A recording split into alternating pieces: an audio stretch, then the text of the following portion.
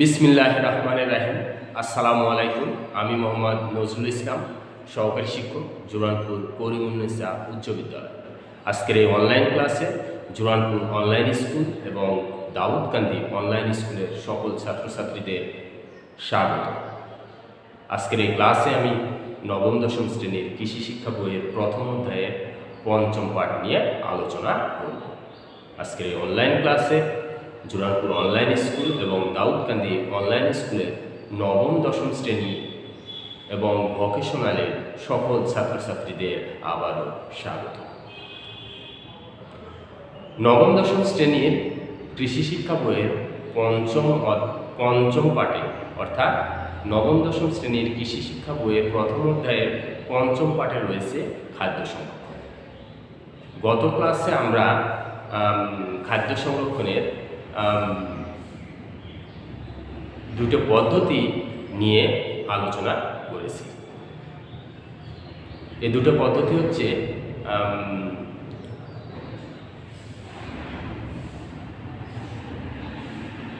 হে তৈরির মাধ্যমে খাদ্য সংরক্ষণ এবং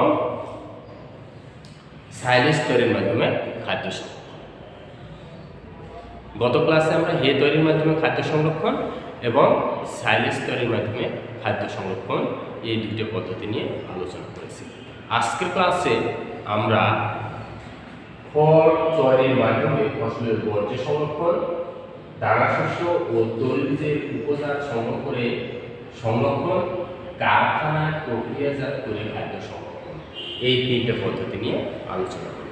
আজকের ক্লাসে আমরা কি পদ্ধতি নিয়ে আলোচনা করব? খড় তৈরির মাধ্যমে ফসলের বর্জ্য সংরক্ষণ, দানা শস্য ও তৈলবীজের উপজাত সংগ্রহ করে সংরক্ষণ, খাদ্য কারখানায় প্রক্রিয়াজাত করে খাদ্য সংরক্ষণ, এই তিনটে পদ্ধতি নিয়ে আলোচনা করব।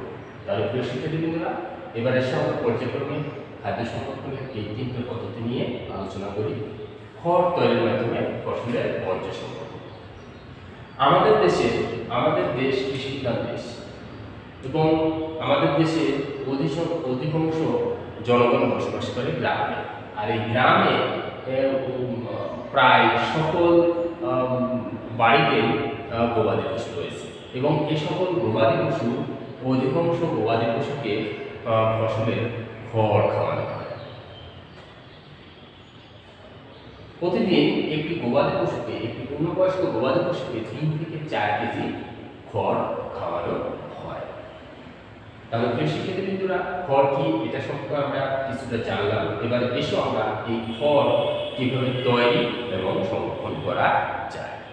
আমরা মাঠ থেকে ফসল সংগ্রহ করার পরে আমরা মাঠ থেকে যেমন ধান, গম, ভুট্টা, খেসারি, মাসকলাই, মসুর ইত্যাদি ফসলগুলো আমরা মাঠ থেকে সংগ্রহ করার পরে বাসায় নিয়ে আসি। বাসায় নিয়ে আসার পরে এগুলো আমরা মাড়াই করে বা পিটিয়ে এর থেকে দানা শস্য আলাদা করে ফেলি। দানা শস্য আলাদা করার পরে সেগুলো আমরা সংগ্রহ করে নিই। সংগ্রহ করে নেওয়ার পরে শস্য গাছটি অবশিষ্ট থাকে। এই শস্য গাছটি আমরা উপযুক্ত পদ্ধতির মাধ্যমে সংরক্ষণ করে রাখি। এই শস্য গাছটি আমরা এমনভাবে রোদে শুকাবো যাতে এতে আর্দ্রতার পরিমাণ 15 থেকে 20% মধ্যে থাকে। এই উপযুক্তভাবে শুকানোর পরে এই শস্য গাছটি আমরা স্তূপ আকারে কোথাও সংরক্ষণ করে রাখবো। তো অবশ্যই মনে রাখতে হবে, শস্য গাছটি আমরা যেখানে স্তূপ আকারে সংরক্ষণ করে রাখবো তার উপরে একটি চালা দিতে হবে, যাতে শস্য গাছগুলো যে সংরক্ষণ করে রাখলাম এর মধ্যে যাতে পানি না পড়ে। এই চালাটি টিন বা পলিথিন বা অন্য যে কোনো বস্তু দ্বারা দেওয়া যেতে পারে। মূল কথা যাতে পানি না পড়ে। আরেকটা জিনিস খেয়াল রাখতে হবে, শস্য গাছগুলো সংরক্ষণ করা অবশ্যই মাটির উপরে সংরক্ষণ করা যাবে। এটি বাঁশ বা কাঠের তৈরি একটি মাচা তৈরি করে তার উপরে সংরক্ষণ করতে হবে এবং সংরক্ষণ করার পরে তার উপরে আবার যাতে বৃষ্টির পানি না পড়ে এর জন্য চালা তৈরি করে দিতে হবে। এভাবে আমরা ফসলের মাঠ থেকে ফসল সংগ্রহ করার পরে ফসলের বর্জ্যগুলো সংরক্ষণ করে রাখতে পারি এবং যে মৌসুমে গবাদি পশুর খাবারের খুব সংকট দেখা দেয় সেই মৌসুমে আমরা এগুলো ব্যবহার করতে পারি। তাহলে প্রিয় শিক্ষার্থী বন্ধুরা, আমরা খড় তৈরির মাধ্যমে ফসলের বর্জ্য কীভাবে সংরক্ষণ করা যায় এটা নিয়ে আমরা জানলাম। এবারে প্রিয় শিক্ষার্থী বন্ধুরা, দানা শস্য ও তৈলবীজের উপজাত সংগ্রহ করে সংরক্ষণ। দানা শস্য ও তৈলবীজের উপজাত সংগ্রহ করে সংরক্ষণ। দানা শস্য বলতে আমরা কি বুঝি? দানা শস্য যেমন ধান, গম, ভুট্টা, মসুর, সরিষা, এগুলো হচ্ছে দানা শস্য। এই দানা শস্য আমরা মানুষের উপযোগী করে ব্যবহার করার জন্য এগুলোর আমরা কারখানায় নিয়ে যাই, কি করি? খোসা ছাড়াই, মিল কারখানায় নিয়ে খোসা ছাড়াই। খোসা ছাড়ানোর পরে ধান থেকে আমরা পেয়ে থাকি ধানের গুঁড়া, খেসারি থেকে খেসারির খোসা, গম থেকে গমের খোসা, মসুর থেকে মসুরের খোসা, সরিষা থেকে সরিষার খোল, এগুলো আমরা পেয়ে থাকি। এই উপজাতগুলো আমরা কি উপযুক্ত পরিবেশে উপযুক্ত তাপমাত্রায় সংরক্ষণ করে রাখি। পরবর্তী মৌসুমে পরবর্তী সময়ে গবাদি পশু মাছ, ছাগল এগুলোকে খাওয়ানোর জন্য। তবে এই উপজাতগুলো সংরক্ষণ করার জন্য আমরা সাধারণত চটের বস্তা, পলিথিনের বস্তা বা মাটির তৈরি ড্রাবর কিংবা ধানের গোলা এই জাতীয় বস্তু ব্যবহার করতে পারি। এই জাতীয় বস্তুতে উপযুক্ত শুকনা এই উপজাতগুলো ভালোভাবে ভর্তি করে সংরক্ষণ করে রেখে দিতে পারি এবং পর্যায়ক্রমে এখান থেকে আমরা গবাদি পশু, মাছ বা অন্য কোনো প্রাণীকে আমরা পর্যায়ক্রমে খাবার হিসেবে সরবরাহ করতে পারি। এইভাবে আমরা দানা শস্য এবং তৈলবীজ থেকে যে সমস্ত উপজাত পাওয়া যায় এই সমস্ত উপজাত এইভাবে সংরক্ষণ করে পরবর্তীতে আমরা গবাদি পশু এবং অন্য প্রাণীর খাদ্য হিসেবে সরবরাহ করতে পারি। এবারে প্রিয় শিক্ষার্থীবৃন্দরা, আমরা কারখানায় প্রক্রিয়াজাত করে খাদ্য কারখানায় বর্তমানে আধুনিক যুগে কারখানায় বহু খাদ্য তৈরি করা হচ্ছে। বিশেষ করে পোলট্রি এবং মাছ এর জন্য কারখানায় বিভিন্ন ধরনের খাদ্য তৈরি করে সংরক্ষণ করা হচ্ছে। এই খাদ্যগুলোর মধ্যে রয়েছে ম্যাশ, পিলেট এবং ক্রাম্বল ফিড। এই খাদ্যগুলো আমরা কারখানায় তৈরি করার পরে একটি নির্ধারিত তাপমাত্রায় সংরক্ষণ করে রাখতে পারি। একটি নির্ধারিত তাপমাত্রায় বস্তায় করে সংরক্ষণ করে রাখতে পারি। তবে এই খাবারগুলো সংরক্ষণের মেয়াদ খুব বেশি দিন থাকে না। এই যতদিন মেয়াদ থাকবে ততদিন মধ্যে এই সংরক্ষিত খাবারগুলো অবশ্যই ব্যবহার করে শেষ করে ফেলতে হবে। এইভাবে আমরা কারখানার তৈরি ম্যাশ, পিলেট এবং ক্রাম্বল ফিডগুলো তৈরি এবং সংরক্ষণ করে রাখতে পারি এবং পরবর্তী সময়ে মাছ, পানি বা গবাদি পশুর খাদ্য হিসেবে ব্যবহার করতে পারি।